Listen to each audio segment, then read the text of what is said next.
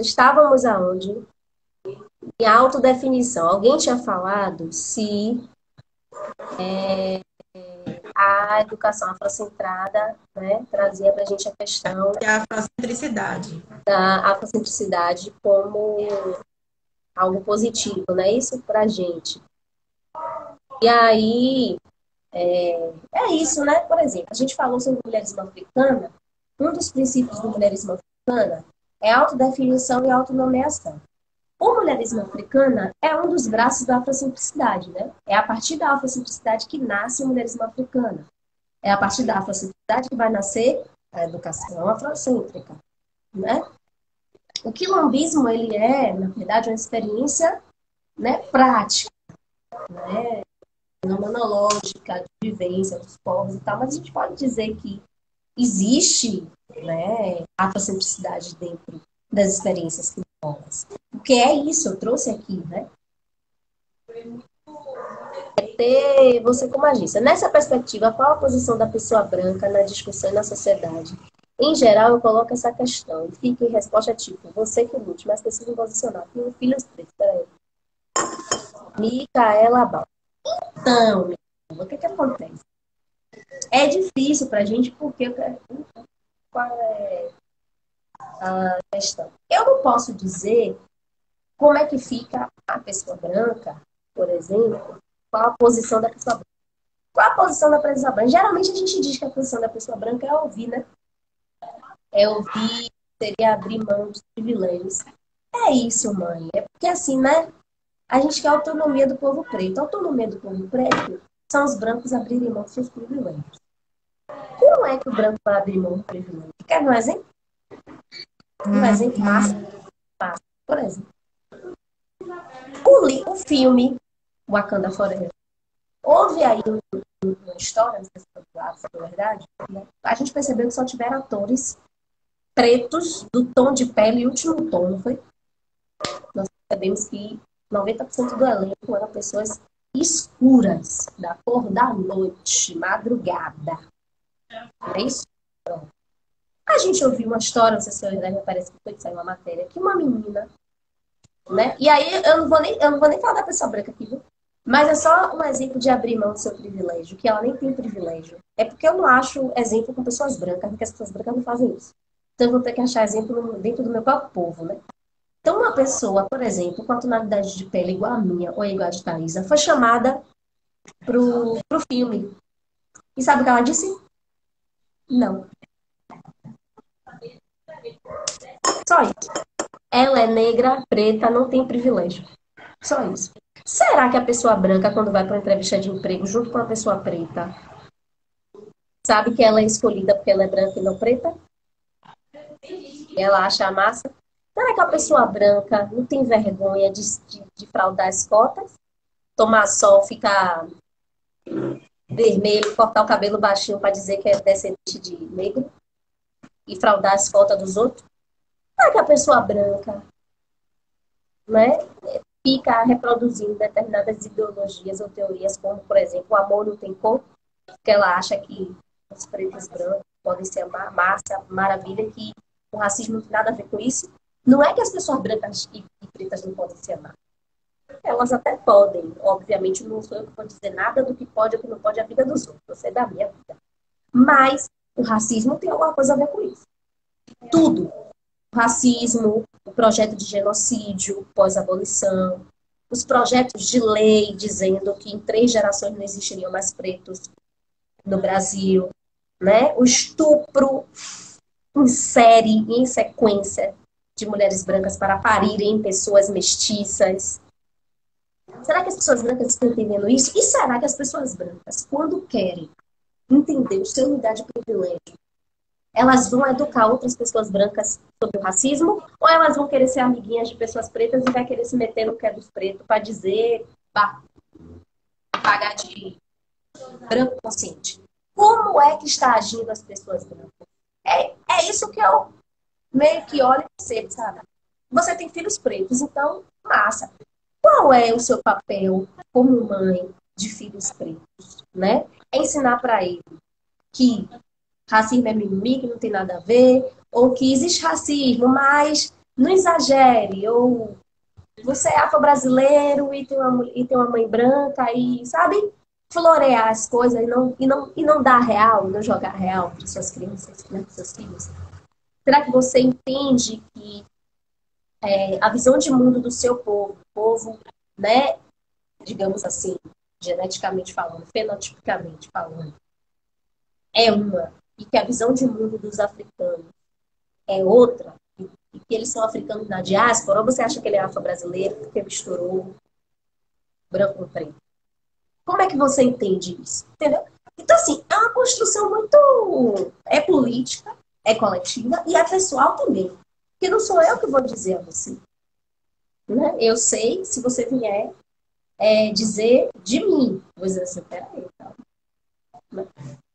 Então, é abrir mão do seu privilégio. Agora, aqui, como a gente está falando de educação de crianças, né? A gente vai falar de educação afrocentrada, você precisa saber o mínimo, porque você tem filhos pretos, né? E aí, massa. Você precisa saber o mínimo do que é criar filhos pretos, né? Para terem autonomia, para terem liberdade, entendeu? Porque não adianta você criar seus filhos pretos e dizer todo dia que eles são lindos e maravilhosos, mas usar termos racistas, né? Tratar outras pessoas de uma maneira que muitas vezes você nem percebe. E às vezes não quer ouvir, porque as pessoas brancas é isso, né? Elas não querem ouvir. Elas querem se justificar o tempo todo, elas querem se justificar o tempo todo do que elas estão fazendo. A gente está dizendo, não é para fazer isso, não é para falar isso, não é para fazer aquilo, mas as pessoas não estão, entende? Então, assim, aqui a nossa escolha política é falar do nosso povo. O que a gente entende é que o branco, a gente não está para educar as pessoas brancas, a gente está para educar as pessoas pretas. Mas os brancos, né, têm estudo e têm conhecimento suficiente, né? E oportunidade suficiente para conhecer, porque às vezes os brancos conhecem o que é nosso, vai escrever sobre o que é nosso, e ganha dinheiro em cima do que é nosso. E a gente está cansado disso também, né? Mas os brancos, por exemplo, não vão fazer um curso e dizer, pessoas brancas, venham para o meu curso que eu vou ensinar vocês a serem antirracistas. As pessoas brancas não fazem isso. Elas querem fazer assim, ó. Elas querem estudar a África, estudar as rainhas africanas e fazer um curso para vender para as pessoas pretas falando de rainhas africanas. É isso que elas querem fazer, como a outra está fazendo. Ainda botar cotas para pessoas pretas e dizer que ela pode falar de rainha preta, de rainha africana.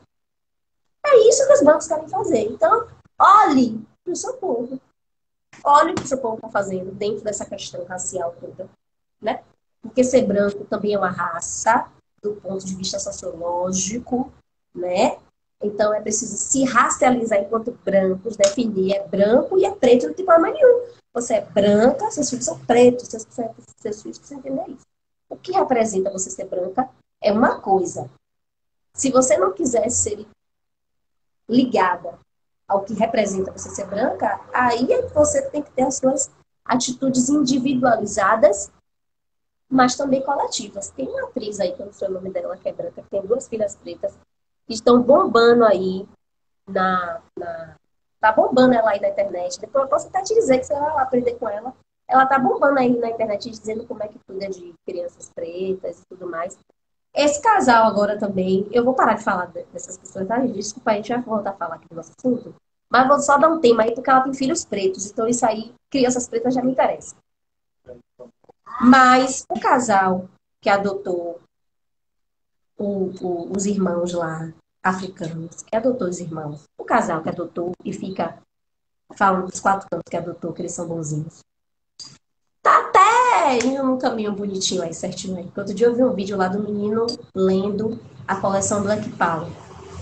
Então, dê para os seus filhos referências pretas. Tudo preto, boneca preta, livro preto, desenho preto, música preta, roupa de preto, mochila de preto, copo de preto, prato de preto, tudo de preto, minha filha. Gente preta, seus filhos, ó, bota a parede só gente preta. Por quê? Sabe por quê? Porque desde que a gente se entende como nada, porque eles não deixam a gente se entender como nada, é só branco na cara da gente. É só referência branca, tudo quanto é lugar. Aí a gente agora, preto, a gente é maluca, a maluca que só fala de preto. É isso que a gente está dizendo. A gente quer o direito de falar da gente, só da gente, porque os brancos falam só deles. Você bota lá, quais são os filmes que seu filho assiste? Os desenhos. A bonequinha que tá na roupa de seus filhos é de que cor? A princesa que tá na mochila dos seus filhos é de cor? De que cor? Então, isso aí é básico, viu? Olha que eu tô falando do básico. Do básico. Mas eu acho que, independente disso, da sua posição enquanto criar seus filhos, tem essa questão dos seus iguais também. Tem que ver aí o que é que as pessoas brancas estão fazendo aí. E estão irritando a gente, né? De certa medida. Mas como eu nem sigo, nem olho, deixa esse povo lá fazer o que eles querem. De vez em quando eu tô retada, eu vou lá, né, Thaisa? De vez em quando eu acordo de pá virada, ele vai dizer, não tem vergonha na cara não, minha filha. Vai ensinar os brancos. Quer vir pra cá ensinar a gente a ensinar a nossa história pra... E sabe o que a Branca disse pra gente? Que ela está fazendo isso para que um dia, ouça isso, Bárbara Carlos, se você tá aí. No dia que a gente foi pra falar com a Branca que tá dando curso de rainhas africanas, sabe o que ela disse na nossa cara? Que ela quer ensinar isso para mulheres negras, para que um dia mulheres negras possam ensinar as outras mulheres negras. Ou seja, a gente não está aprendendo nada nem ensinando nada. Ela é a branca salvadora que vem revelar pra gente a rainha africana. Esse dia foi Eu não treta. paciência com isso não, gente. Esse dia foi demais. E foi uma pedrada atrás da outra que tá no Brasil. É porque Agora, eu lembro assim, o nome só dela, porque senão eu ia pra... falar o nome dela aqui. Porque Eu lembro, mas eu não vou falar, não. Isso que eu lembro. Mulher! Você. Ah, rapaz, eu ia fazer seu... No coletivo Pais Pretos Presentes tem um grupo para pais que tem filhos pretos. É, aí, ó, o coletivo aí. Vai lá. Agora, Tem um grupo que são de mães brancas. no sentido aqui do que Micaela trabalhou comigo, é uma Ah, professora Micaela. também. É uma professora também lá da ilha de Taparica. Tem um trabalho muito bacana aqui na Rede Salvador e na rede de lá. Beleza, Laura. E assim, conhecendo a família de Micaela, né, eu posso, no sentido de complementar o que Nini disse, é justamente trazer essa agência para eles, né? Eles têm um pai preto que é uma pessoa fantástica em termos de construção política, em termos de visão de educação. Então, o professor Éder, eu acho que é uma pessoa que pode construir muito com as crianças. Esse lugar dessa agência, né, de como se constituir, de como pensar o lugar deles enquanto crianças pretas, dentro de tudo isso que está posto aí. Então, trazer essas ancestrais, essas referências familiares, principalmente, porque a história da família é central nesse processo de pensar como as minhas crianças pretas vão estar colocadas nisso, dentro dessa família, que é uma família né, interracial. Então, trazer essas referências familiares, né, trazer esses valores familiares da família paterna, acima de tudo, e que eles tenham condição deles reconhecerem esse lugar deles enquanto africanos da diáspora, de que eles possam partir de lugares africanos para pensar a atuação deles. Então, eu acho que é um processo de dar referência, dar centralidade para eles de quem eles são, né?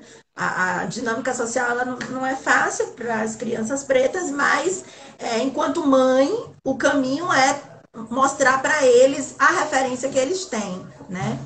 Sim, não, eu estou falando do pai no sentido de que essa família desse pai, esse pai conhece a história dessa família, né? Dessa família preta dele. Então, ele precisa ser um agente desse processo. A mãe vai atuar, óbvio, vai trazer todas as referências que forem possíveis, mas essa construção ela vai precisar ser complementar e esse pai vai ter que ter uma agência muito forte nisso, porque ele é a pessoa que tem experiência, ele é território de negritude, então ele vai ter que também estar aí nesse processo. Eu sei que ele já faz isso porque eu conheço, né, muito de perto, mas é uma atuação que precisa partir principalmente dessa família, de quem é essa família preta que dá na ancestralidade dessas crianças. E Bárbara bem curiosa, querendo saber a história. Por mais que a pessoa branca entenda, Micaela, é isso. O fenômeno, a localização, o espaço-tempo, né? O corpo é de quem vive, é de quem toma a porrada, é de quem sente. Então, assim, a gente sabe porque a gente já teve... Eu já tive, né, inúmeras esperanças de construir coisas com pessoas brancas. E tem um limite. A pessoa tem um limite de ser branca. Então, vai chegar um momento que a pessoa branca vai se irritar com a gente, porque as pessoas pretas estão dizendo a gente que a gente é maluco, que só fala de preto. Imagine a pessoa branca. Então, assim, ó, tem um limite de ser branco. Não vai se dar conta. Eu e Thaisa estamos estudando no grupo, o Ubuntu, sobre a teoria dos berços de Diop, certo? Vocês deveriam estudar sobre isso. Porque é incrível como o berço civilizatório europeu, né, que é o nórdico, tá?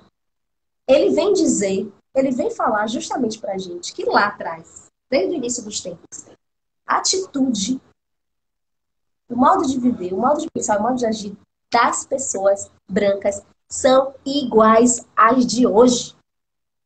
Não mudaram, só mudou o século, só mudou o local onde é feito, só mudou alguns fenômenos, mudaram alguns fenômenos. Olha, Bárbara está perguntando aqui se tem artigo, porque eu fui falar lá sobre diferença de afrocentricidade, afro-brasileira e antirracista. Bárbara, eu acho que não tem, viu? Tem, Thaisa, artigo falando sobre diferenciando. Eu até já procurei há um tempo atrás, quando eu fui trabalhar com as crianças na questão da literatura, para a gente diferenciar. Eu não achei nada assim muito sistematizado fazendo esse comparativo. Eu procurei isso em 2018. Pode ser que 2019, 2020 alguém já tenha feito alguma coisa, né? Mas. Bora procurar. Vocês teriam alguma referência. É isso, sobre isso para citar. Bom, deve ter, né? Mas eu não sei ainda qual é essa diferença de afrocentricidade, antirracista, afrocentro. Mas a gente está tentando construir isso agora, Bárbara. Entendeu? Vou transgredir a academia e citar a live. A gente quer escrever sobre isso, Bárbara. A gente quer trazer. E a gente quer trazer não que a perspectiva antirracista está errada e que agora ninguém vai poder usar o termo antirracista. Ninguém está dizendo isso aqui, pelo amor de Deus. Meu nome na Medina, hein? Meu nome de Thaisa, viu? Na Medina que a gente tem família. Ninguém está dizendo isso aqui. A gente quer defender que nós somos africanos. A gente quer defender a perspectiva afrocêntrica. E a gente quer dizer, por exemplo, que muita gente está fazendo a afrocentricidade chamando de antirracismo. Vocês entendem, gente? A gente quer que a gente estude isso, leia sobre isso e coloque isso nos fenômenos que andam acontecendo no Brasil. É isso que a gente quer. A gente quer olhar e pensar assim. Aninha Horácio fala uma coisa maravilhosa. Toda vez que te contarem uma história, procure saber onde estava o seu povo nessa história. Toda vez que trouxerem um termo para você, afro-brasileiro, latino-americano, caribenho, nananana, pergunte qual é o papel do preto nesse contexto. Enquanto africano, enquanto autônomo da sua própria história. Qual o interesse de dar esse nome para você? Entendeu? Qual o interesse? Márcia tá perguntando, cadê o livro? Olha pra Márcia, rapaz. Calma, Márcia. Livro é dinheiro, minha filha. Teu não, filha. Ó, dinheiro, filha. Teu não, sou pedagoga, professora. Então, pergunte, investigue, questione. Eu tenho autonomia. Afroempreendedorismo, por exemplo. O afroempreendedorismo bombou. Veio a pandemia. Qual é o lugar dos afroempreendedores agora na pandemia? Tem autonomia financeira? Tem poupança? Se organizou financeiramente? Tem condição de colher o que plantou na sua própria casa? Não tem terra. A gente não tem terra. Gente, terra é poder. Junte dinheiro e compre terra. Junte dinheiro e compre um lugar onde você possa plantar tomate, cebola, limão, verduras, frutas e legumes. Terra é poder, e agora? A gente estava bombando como afroempreendedores? Ó, nada. Quem está bombando agora? Quem está de boa? O dono da Perini. Quem está de boa? O dono da McDonald's. Quem está de boa? As multinacionais. Esse povo que está de boa não vai quebrar. Esse povo tem milhões e tem terra. A gente pode não ter milhões, mas se a gente tiver terra para plantar e colher e comer o que a gente plantar, tá de boa, mas a gente quer morar em apartamento desse tamanho, que tem piscina e garagem e segurança, e dizer que a gente tem dinheiro, que a gente é intelectual e que a gente está morando num prédio de branco. A gente compra o que eles nos vendem. Ninguém quer morar na roça, ninguém quer ir para a roça, a gente quer ficar na grande cidade. Eu não estou dizendo que tá errado você querer isso não, gente. Eu só estou dizendo para a gente refletir.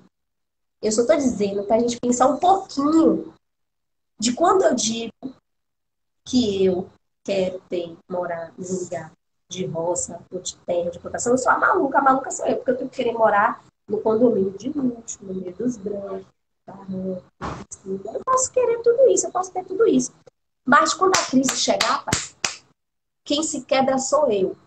Porque quem tá morando ali tem milhões, tem terra, tem gado, tem fazenda. Você tem o quê, Afro? Você nem organizou o seu pouco dinheiro que entra com as vendas do que você produz. Você entende, gente? Qual é a onda, a parada? Que é loucura? É loucura, né? Às vezes eu fico aqui pensando assim, eu vou largar tudo isso de mão, viu? Thaisa, minha filha, volte aí. Como eu vou provar que sou bem-sucedida se eu não morar no condomínio?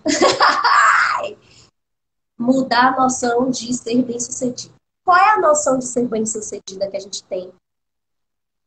Thaisa, fala aí você. Qual é a noção africana de ser bem-sucedida? A noção perpassa justamente por nós termos autonomia.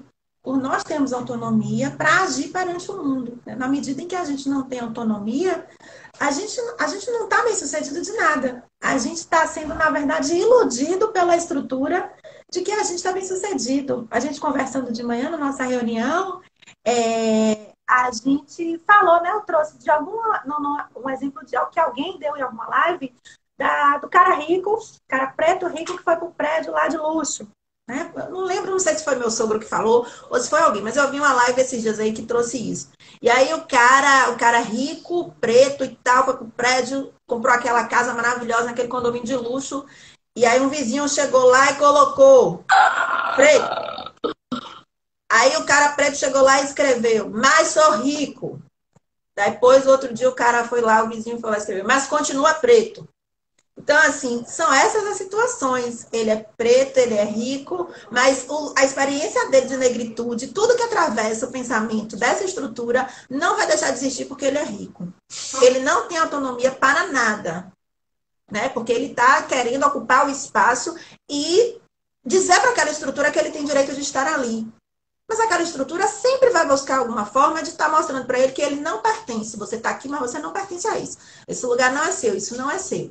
Então, assim, o nosso foco, né, é a perspectiva mesmo, da valorização das nossas questões, das nossas histórias, e da nossa autonomia para poder a gente conseguir caminhar. Porque sem autonomia a gente não consegue fazer nada. Se a gente não tem autonomia, esse é um elemento central. A gente não faz nada, não vai para lugar nenhum. Vamos para o conceito de etnocentrismo. Vamos voltar para a educação, gente? A educação afrocentrada, em alguma medida, vai incomodar o racismo. E aí a gente vai ter que saber dar a resposta. O que a gente, eu e Thaís, bem pensei. Se a gente dá para as nossas crianças uma educação afrocentrada, elas vão ser saudáveis e fortes naquilo que elas têm, que é a sua origem, né? Elas não vão cair em engodo de branco, engodo do sistema branco. Gente, eu anotei, desculpa, viu? Mas é questão do corpo natural da pessoa que só arrota, tá? Vocês não sabem. Então, elas não vão cair em engodo de branco. Elas vão saber qual é a posição delas. Então, elas não vão aceitar outro conceito, outro termo que não seja africano. Elas não vão aceitar uma outra perspectiva de vida que não seja da autonomia, da autossubsistência, da autossuficiência, da autonomeação, da autodefinição. Elas vão pensar sempre aonde ela está como uma pessoa africana naquele momento, naquele fenômeno, naquele espaço, naquele tempo. E elas vão saber responder. Elas não vão precisar ficar o tempo todo com bandeira antirracista na mão, tá? 29 mil pessoas na live com Thaisa Ferreira, a pedagoga afrocentrada.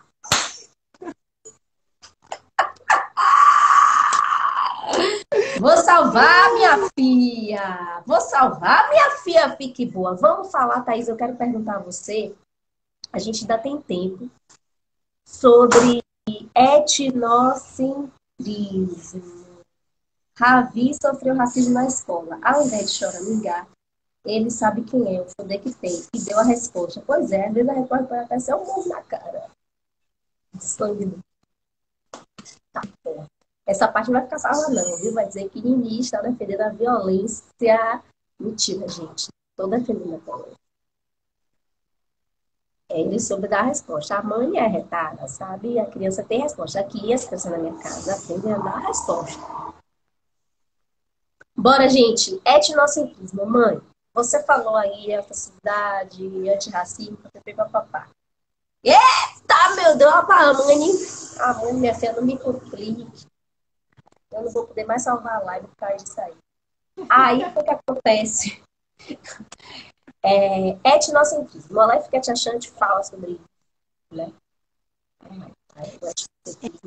Quando ele traz sobre a localização, né, e ele fala justamente que não se quer, não se está construindo, quando se pensa a afrocentricidade, não se está construindo uma versão negra, né, do eurocentrismo e nem sequer partir de uma perspectiva etnocêntrica de dizer que é universal, que não é aquela forma e agora é essa, né?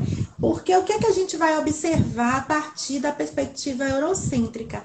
Que o povo, né, o povo deles, o povo branco, vai ser entendido como o humano universal. A história, a cultura, tudo vai ser o universal, vai ser assim, o referencial. Então, nesse ponto de vista, nós, né, negros, nós pessoas negras, nesse lugar aí, a gente vai ocupar um lugar de não ser visto como esse ser humano universal. Porque todos os nossos valores, todo o nosso berço civilizatório se diferencia desse outro berço civilizatório, dessa outra perspectiva, né? Então, quando o achante ele aponta, ele vai dizer, a gente não quer fazer uma versão nossa disso aqui, de dizer que nós somos universais, que não é essa visão, que a nossa é a única visão. Não é isso, não é sobre isso. Quando a gente pensa a afrocentricidade, a gente está pensando sobre a gente, sobre nós, pessoas pretas, no continente ou na diáspora. A gente está falando sobre nós, sobre nossa gente, sobre o que serve para nós. A gente não está falando que isso serve para todo mundo. E a gente não está se preocupando necessariamente com com como a gente vai operar dentro da sociedade, dentro da busca pela nossa liberdade, pela nossa emancipação. Então, a lógica não é criar uma outra versão etnocêntrica de que eu substituo um pelo outro, não é pensar que o meu é melhor do que o outro e todo mundo agora vai ter que ser. Não serve para todo mundo. E aí eu passo a bola para você, porque eu sei que você está doida para falar sobre isso. Eu não, pra ficar calada, o povo já tá mandando calar a boca aqui. Tá vendo que eu não posso fazer live sozinha por isso. Não posso fazer live sozinha, tem que chamar. Menina, ela é a lua e leão. Então é isso, né? O etnocentrismo, ele, gente, quer colocar, digamos assim, né? Na etnia, povos. Então, por exemplo, dentro do nosso pensamento, por exemplo, aqui estudando a diversidade africana, a diversidade de línguas, a diversidade de povos, que às vezes se confunde que é povo, que é língua, por exemplo, Yorubá é língua, né? Banto é língua, tronco linguístico não é povo, mas a gente acaba, né? Por não conhecer ainda, né? Não ter conhecido, localizado os nomes realmente como eles se chamavam de todos, então a gente acaba juntando tudo. Mas, por exemplo, a gente tem o candomblé Angola, a gente tem o candomblé aqui, né? E existiu, por exemplo, uma homogeneização, uma hierarquização, por exemplo, do candomblé aqui, e uma comparação das entidades do candomblé Angola e do candomblé aqui, né? Se a gente diz que tudo é a mesma coisa, né? E a gente diz que todo mundo tem que seguir a cultura iorubá, todo mundo tem que seguir a localização a partir da Yorubalândia, a gente está agindo a partir de um etnocentrismo. Um povo que traz determinadas contribuições culturais, de cosmologia, de ontologia, de visão de mundo, está colocando no centro e agora eu sou Yorubá, eu sou Yorubá, eu sou Yorubá, eu sou Yorubá, eu sou mais outra coisa. E aí, e o branco, pronto. Ô, gente, desculpa, porque às vezes não tem como não falar desse ponto, mas só dando uma pincelada é que a gente não pode agir igual a eles, né? Porque nós não somos iguais a eles. Né? Esse discurso de igualdade, por exemplo, ou aplicado numa live para falar de igualdade, né? Bora fazer uma live de igualdade, sobre igualdade, não existe igualdade, a gente não quer igualdade. Bora fazer uma live. Bora até falar sobre isso esses dias aí. Pô, o bicho vai pegar. Então, a gente não é igual e a gente não quer ser igual. Nossa pretensão não é essa. Não quero ser igual, branco. Não quero ser igual a eles, né? Não somos iguais. Então, o que acontece? Se você se colocar nessa posição, já pensei na polêmica, já tá, eu agora é polêmica, velho. Então, o que acontece? Todo mundo Yorubá. E aí, o que os brancos fizeram? Né? Separaram, por exemplo, as pessoas, os grupos étnicos, pelo fenótipo.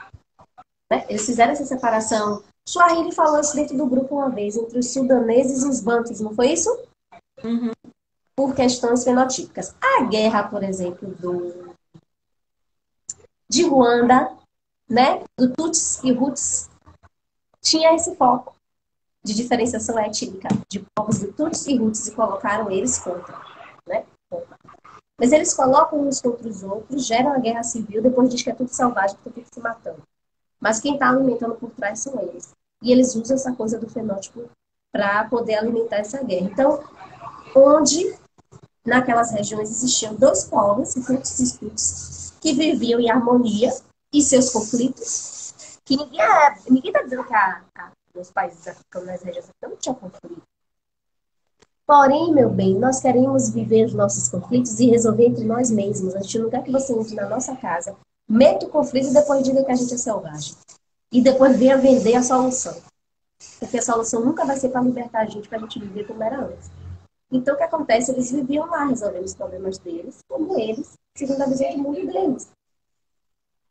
E a gente não quer pegar um povo e colocar no centro. E dizer que é esse povo que é referência de tudo. Como, por exemplo, eu, hoje, estudo e pratico o culto tradicional iorubá, né? A partir da cidade de Abelcá, Ileifé, Cutu e Fá. Pronto. E isso é da cultura de povos que falavam Yorubá, a língua Yorubá. Esses povos que comungam de culturas, de modos de vida, de visão de mundo em comum, tá? Daí, sigo o calendário Yorubá, né? Sigo o calendário Yorubá para Cutu Orixá, sigo o calendário Yorubá para vestir roupa branca. Hoje eu visto roupa branca, sexta, por respeito ao candomblé. Mas, por exemplo, dentro do meu culto que eu sigo, era para vestir roupa... Era não, eu vesti roupa branca ontem. Hoje eu podia não vestir roupa branca. Mas eu visto respeito. E aí já é a minha visão de mundo africana afrodiaspórica. Eu estou respeitando o que foi construído na diáspora. Por povos africanos e pretos. Quer dizer, por povos africanos e por povos africanos, né, nascidos na diáspora. Mas então, mas eu não posso dizer, Thaisa, você não pode ser de Candomblé Angola, porque o melhor são os urbanos, não os bancos, né? E quem originou o Candomblé agora foram os povos que a gente chama de banto, mas eram povos que falavam tronco místico banto, por exemplo. Eu não posso ter essa dicotomia e dizer, não, é a gente que é o melhor. Valeu, me acabei de chegar. Então, é mais ou menos isso, né? O etnocentrismo vai colocar uma etnia, um povo no centro, e aí a uma UFCAT achante, a Amazônia, vai trazer essa população para a gente não correr esse risco, que a gente não pode correr risco de agir igual aos brancos, né? Então, a gente sempre tem que pensar assim, ó, como é que os nossos mais velhos, como é que a visão de mundo africana, como é que a cultura africana resolve isso aqui? Como é que eles viam isso aqui? Pronto. Aí a gente vai ver se dá para encaixar aqui ou não, como é que a gente faz, como é que a gente, né? Beleza. Então, mãe, vamos para fechar a última parte? Educação. Pensando aqui em educação infantil, ensino fundamental 1, e Thaisa. A gente tem pensado nas nossas práticas isso. A gente tem pensado em construir metodologia didática, plano de curso, plano de aula, pela perspectiva afrocentrada e não antirracista, mas a gente discute racismo também, se for necessário e preciso, porque a gente vai tratando com crianças de educação infantil. E fundamental 1, eles precisam conhecer e saber que eles estão vivendo numa sociedade racista e como eles precisam responder a essa sociedade racista. Qual é a diferença, então? Né? A gente já sabe que a gente vai partir, se localizar, mas na prática. Né? Um exemplo prático aí de prática, né, a partir de um material didático, um elemento, né, de uma educação afrocentrada, educação teatral. Diga aí para a mãe, tá? Tem 15 minutos. meu Deus. Mentira, você tem 15 minutos, você tem 10 e eu tenho 5. Ah, meu Deus. Bora lá. Bom, eu vou pegar o livro que a gente, né, conversou sobre mostrar algo de forma mais concreta nessa diferenciação. Então, eu vou pegar o livro que tem uma abordagem mais antirracista e depois você mostra a outra abordagem. Esse livro aqui, A África de Dona Biá, é um livro que eu comprei há uns 5 anos atrás. E li assim por cima, vi, trouxe a história. E a história vai falando de uma criança branca, que tem na vizinhança da residência dela uma pessoa preta, uma família preta, na verdade, que de certo modo ela admira, porém ela também tem medo, porque o discurso que trouxeram para essa criança é que essa senhora ela é africana e que na África as pessoas passam fome, as pessoas não gostam de trabalhar, tem muita guerra, só tem problema. Enfim, né, traçam todo um estereótipo para essa criança, e essa criança tem medo dessa senhora, até que um dia ela encontra com essa senhora, né, casualmente, e essa senhora começa a contar para ela sobre a África, sobre todas as questões, sobre o processo de resistência, a escravidão, e aí vai trazendo toda uma narrativa, né, de que na África tínhamos reinos, tínhamos reis, rainhas, que tínhamos estruturas de arquitetônicas, né, fantásticas, maravilhosas. A senhora vai contando toda uma série de elementos para ela. E no fim a história finaliza dizendo que por conta de toda essa dinâmica, de tudo que essa criança branca aprendeu com essa senhora africana, ela vira professora. E aí ela também constrói isso com os alunos dela, que são crianças pretas, né? Fazendo também uma narrativa de interconexão da África no Brasil, né? Traz toda essa discussão, assim, a partir daquela localização do discurso do racismo. Então, essa é uma obra que ela traz, né, para se pensar, traz alguns discursos, quebra alguns discursos sobre o que é a África enquanto continente, o que é a experiência africana, o que são esses povos, né? O que esses povos produziram cientificamente. Ele traz esse discurso, de certo modo, mas o ponto de partida dessa obra para poder trabalhar o que é a África é também aquela centralidade lá da reflexão em torno do racismo, do que o racismo produziu sobre a África, para essa criança branca que depois vai lá também ser um agente perante a questão para as crianças pretas. Então, essa discussão do livro, né, ela vai ser uma discussão que vai ser toda desenvolvida e construída. Um trabalho que for ser feito a partir desse livro vai trazer justo essa narrativa a partir do aspecto do problema construído a partir do racismo, que é um discurso, né, de negação da produção científica, de negação das histórias da cultura, e vai trazer quem é o agente dentro do livro. O agente é a menina branca que aprendeu história e hoje está ensinando quanto professora.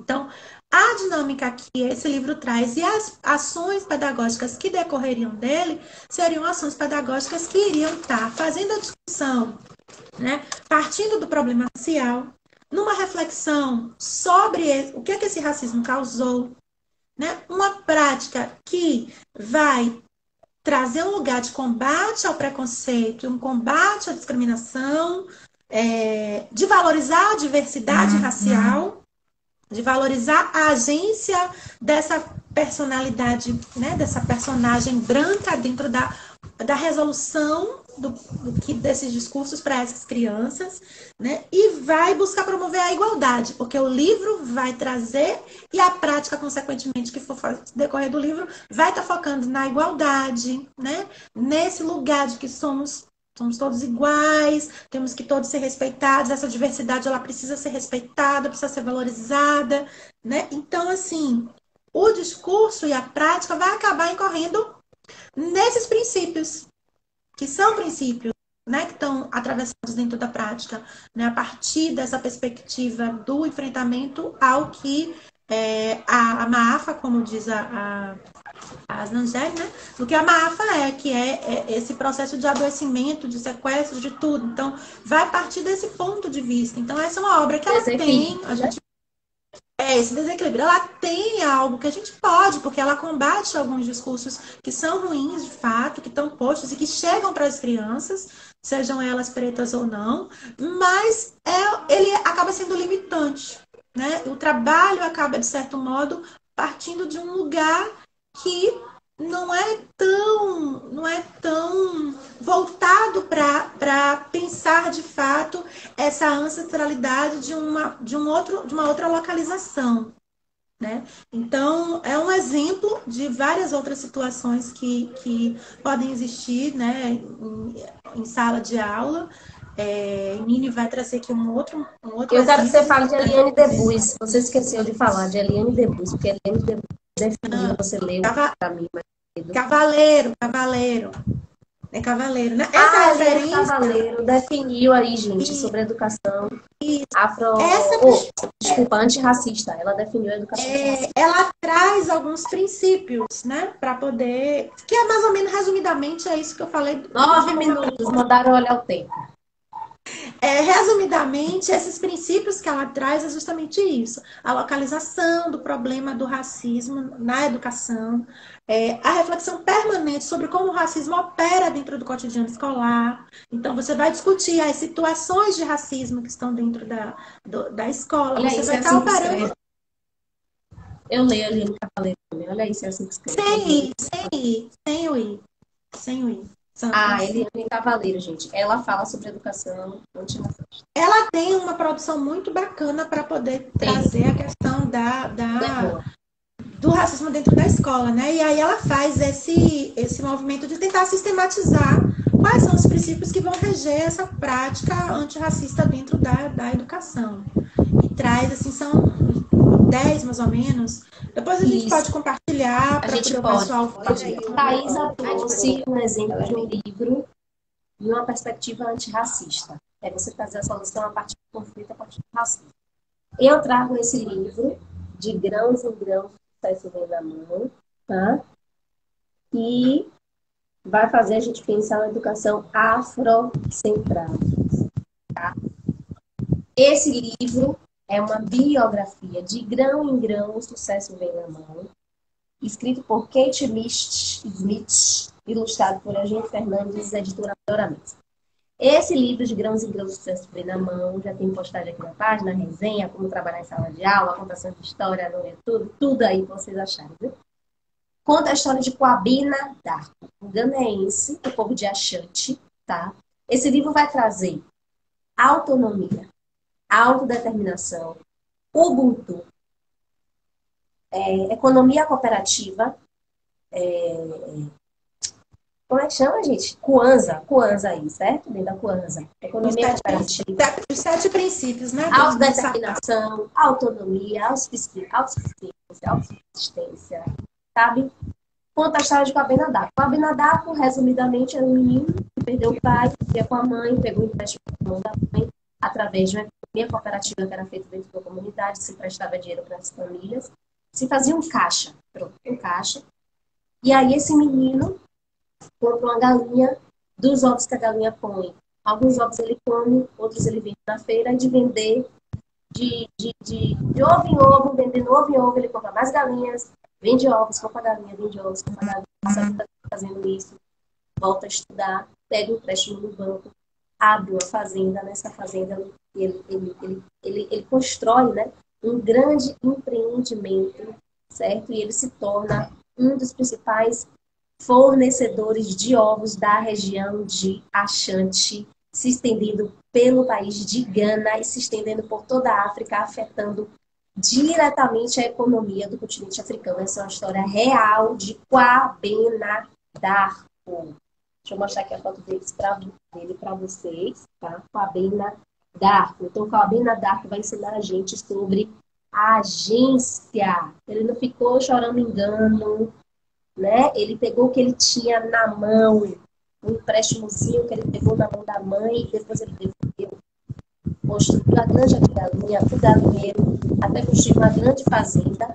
empregar outras pessoas, várias famílias foram morar na região da fazenda de Achante. Achante emprestava dinheiro e no final ele dá uma grande lição pra gente. A menina Ali, que acho que é o nome dela, vai pedir dinheiro emprestado para ele porque ela quer construir um negócio, ela quer comprar a Dica. A Dica vai pedir a ele dinheiro e diz a ele que ela já tem umas economias para comprar uma máquina de moer farinha, de moer milho para virar farinha e ajudar outras famílias. Certo? Princípio sine qua non para toda a África. A gente está falando agora de unidade africana. O Ubuntu é visão de mundo máxima, é base para povos africanos. Eu não cresço sozinho, eu não subo sozinha, eu não posso estar liberta, empoderada, maravilhosa, se tiverem outros pretos e outras pretas na miséria, certo? Então, o que ele fez foi um grande empreendimento, ele construiu um grande empreendimento, o sonho dele ajudou outras pessoas, empregou outras pessoas. Ele não quis ser afroempreendedor, ficar ali vendendo galinhas, né? Óbvio. Porque se vem uma crise ou uma pandemia, ele ia ser o primeiro a quebrar. Mas, o sonho dele, ele focou em construir uma grande fazenda. Nessa grande fazenda, ele empregou pessoas, as pessoas moravam ao redor dele, ele construiu família, outra coisa, família. Família, filhos. E aí, família, dentro de todas as constituições familiares que a gente possa ter na diáspora. Pra gente, homem com homem, mulher com mulher, cachorro, gato, papagaio, homem casando com 3, 2, 4, 5 mulheres, vamos respeitar a família também. Mulher, se quiser casar com 3, 4, 5 homens também, vamos respeitar. Né? Porque se a gente respeita o branco casar com preto, e é um negócio assim mesmo, né? Eu não entendo, mas a gente tem que respeitar o homem querer casar com preto também, tá? Thaisa, então, exemplo de uma educação, de um livro de material didático de educação afrocentrada, tendo o africano como agência, centro, autonomia total da sua vida, e um exemplo de educação antirracista, Thaisa trouxe aí, que é se pensar a partir do problema do racismo, se pensar a partir de quando vem a dor, a porrada e o conflito. Ok, todas as duas podem construir, mas apenas uma libera. Então, muito obrigada a todo mundo que está aqui. E um aspecto, a gente tem práticas afrocentradas dentro da estrutura, mas o que a gente quer é criar as nossas próprias estruturas, as nossas próprias escolas, os nossos próprios movimentos educacionais com a nossa autonomia. Então, a gente está fazendo nesse lugar, né? Porque é o lugar que a gente está e nossas crianças merecem ter outras referências, mas a gente precisa construir o que é nosso dentro da lógica da autonomia que a gente trouxe aqui. E depois a gente fala mais com vocês, porque o tempo está acabando, o negócio é muita coisa.